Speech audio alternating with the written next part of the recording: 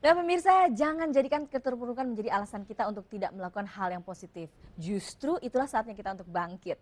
Anda masih bersama saya Diti dan Kang Zai, dan mari kita lanjutkan obrolan kita ya Kang ya. Iya, enak ya namanya Bangkit Sanjaya gitu ya, selalu bangkit Itu gitu ya. optimis gitu, dari namanya Selalu sudah optimis optimis. gitu ya.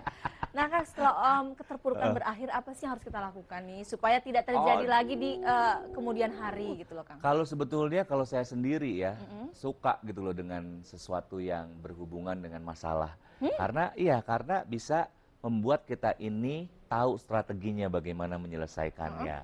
Nah, artinya adalah bahwa masalah yang kita hadapi dari masalah kecil bisa diselesaikan, masalah sedang bisa diselesaikan, masalah besar juga bisa kita lakukan untuk menyelesaikannya. Jadi kita tuh kuat. Nah, masalahnya setiap orang kan beda-beda. Ada orang pragmatis yang kalau setiap ada masalah itu dia kayaknya santai. Oke. Ada lagi orang yang misalnya sanguinis populer, disebut misalnya rambutnya kayaknya tinggi banget mbak gitu ya, kayak menara Eiffel gitu ya, ngomel-ngomel, marah-marah, terpuruk, tersinggung. Nah setiap orang kan memiliki karakter. Cobalah untuk orang-orang yang tidak pragmatis, yang damai, yang kalau ada masalah dia bisa lebih tenang dan akhirnya bisa menyelesaikan.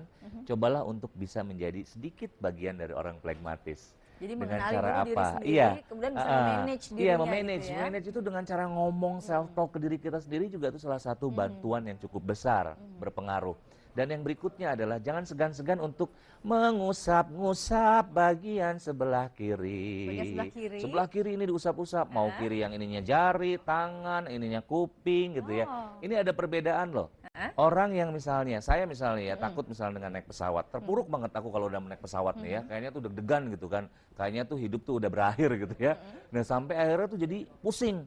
Nah yang saya lakukan adalah saya mengusap-ngusap jari saya sambil bilang saya tenang, saya rileks, hitungan ke 10 sampai 1 saya tenang luar biasa, terus disugesti.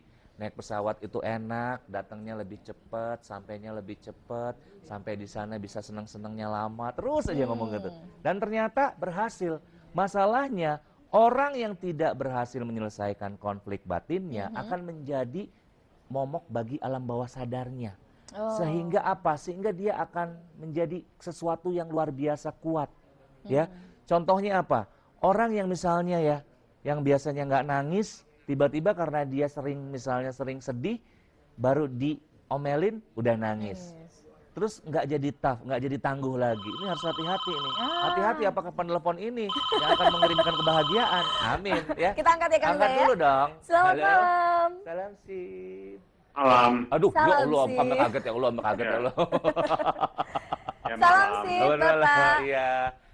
Salam sip Bapak, dulu dong Ya. Pak. sipnya mana Pak? Sip. Halo, Pak Ya. Emili ya. Iya, udah ini udah. Mau buru-buru nih, buru-buru. Kalau Iya, iya. ada masalah yang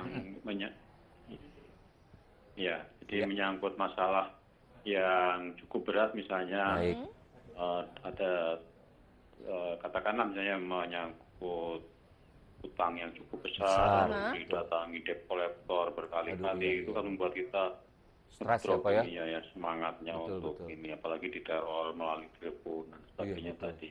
Betul Pak. Nah itu bagaimana cara memotivasi diri kita Wah, sendiri, hebat, sementara pada hebat. masa lalu kita itu ada hal-hal yang tidak kita sangka ternyata menimbulkan masalah Iya, sekarang ini misalnya. Jadi Bagus Pak. membuat kita bagaimana bangkit gitu ya. Ya, Oke. setuju Pak. Oke, gitu Thank aja you. ya Pak Meli. Ya. Oke, Ini terima masa lalu kasih. saya juga nih Pak urusannya nih.